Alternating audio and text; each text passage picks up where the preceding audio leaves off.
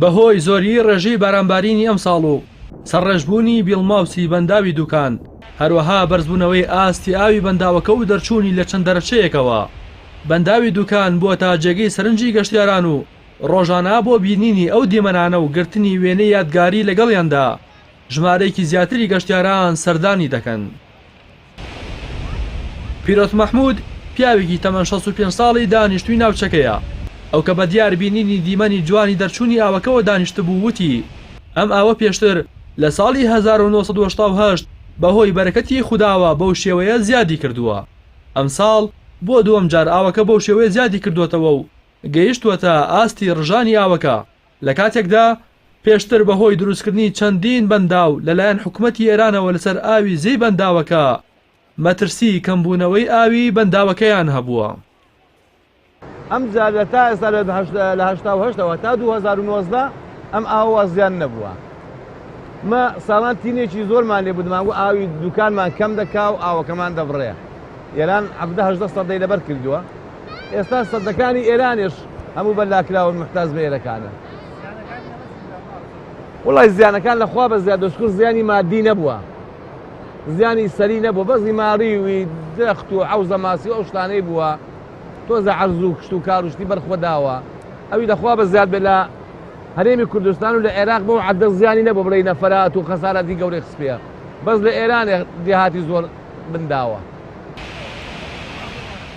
سازگار ڕەزا گەشتیارە و لەگەڵ ئەندامانی دیکەی خێزانەکەی سەرقاڵی وێنەگرتن و چێژوەرگرتن بوون لە بینینی دیمەنی جوانی ئاوەکە.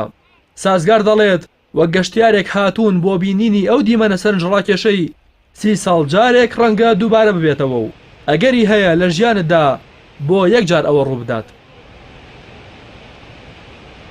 هاتووم وەکو گەشتیارێک بۆ ئێرە بۆ بینینی ئەو دیمەنە سەرنجڕاکێشەی کە لەوانەیە 25 ساڵ جارێ 30 ساڵ جارێ دووبارە بێتەوە، لەوانەیە لە ژیان تا یەکجار شتی وا ڕێ بکەوێت. بۆیە هاتوین بۆ بینینی ئەو دیمەنە، ئەوەی جێگەی سەرنجە خەڵک هەمووی بە جیاوازی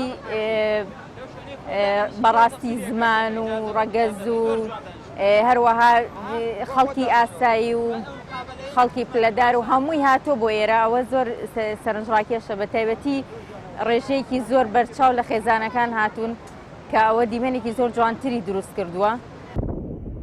بەنداوی دوکان لە ئێستادا زیاد لە ئاستی خۆی ئاوی تێدایە و 7 ملیار مەتر سێجای تێپەڕاندووە.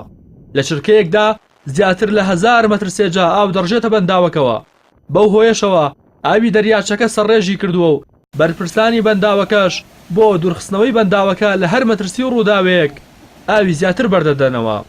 لە مێژووی بەنداوەکەدا کە لە ساڵی 1950 دروست کراوە، ئەوە دووەم جارە ئاستی ئاوەکە بەو شێوە بەرز بێتەوە و بگاتە ئاستی پڕبوون. جاری یەکەمیش لە ساڵی 1970 بووە و ئەم ساڵیش بۆ دووەم جار گەیشتوەتەوە ئەو ئاستە.